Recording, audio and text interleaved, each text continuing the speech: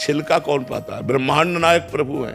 बेर सबरी जी के बेर प्रसिद्ध हैं, सुदामा के चावल प्रसिद्ध, तंदुल प्रसिद्ध है, और विदुरानी का केला का छिलका प्रसिद्ध है कि भगवान ने पाया। इसलिए पाया, उसमें प्रेम है, उसमें भाव है।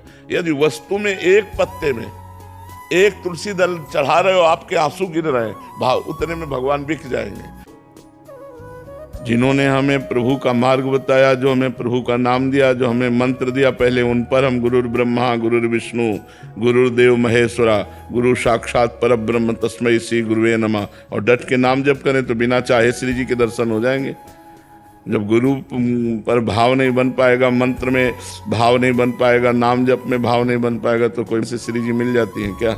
हमारा भाव बन जाए ठाकुर जी के प्रति अपना, कि मेरे ठाकुर जी, मेरे प्रियालाल, तो फिर जो सेवा होगी वो बड़ी सुंदर होगी। अब ये अपनापन नहीं हुआ ना।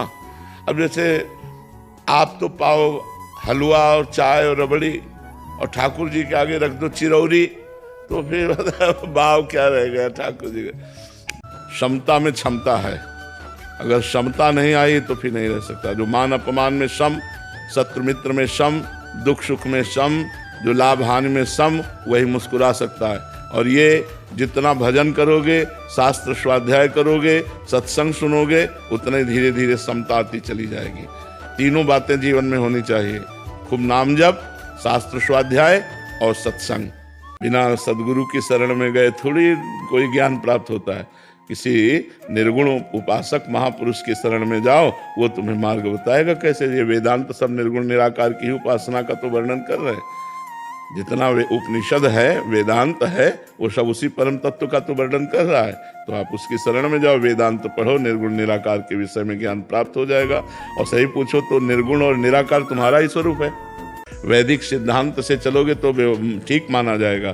अगर सरकारी काम में थोड़ी भी त्रुटि हो जाए तो बात बिगड़ जाती है। ऐसे भागवतिक कार्य है। अगर श्राद्ध पिता का किया था तो चाहे एक ब्राह्मण बुलाते, वैदिक ब्राह्मण बुला के उसके पैर धो के, उसकी आरती करके, उसको आसन पे बैठाल कर, उसको पवा कर फिर पाइएगा।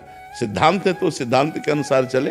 वैसे हमारी तो प्रार्थना, पहले भगवान शंकर की आराधना करो। जा पर कृपा न करें पुरारी, शो न पाओ मुनि भगति हमारी।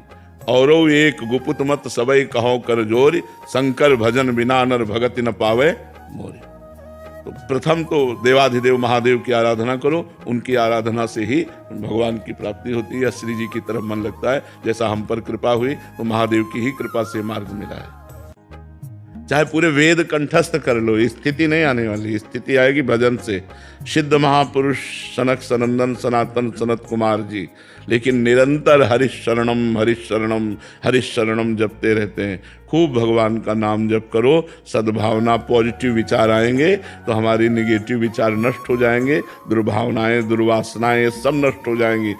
ऐसा नहीं, मुंबई महाराष्ट्र भक्तों का गढ़ है। अगर फिल्म अभिनेता भी है महाराष्ट्र मुंबई में, तो फिर एक से एक भक्त भी है, एक से एक महापुरुष भी है। ऐसा नहीं कहा जा सकता कि मुंबई में हम फर्स्ट हैं। अपने को जो त्रणादपि सुनी चेन तरोरियु सहिष्णुना अमानिना मान देन कीर्तनी या सदाहरी। जो अपने को सबसे तुच्छ समझता है वही निरंतर नाम जप पाता है। जो अपने को भजनानंदी समझता है वो भजन नहीं कर पाता है। ध्यान रखना।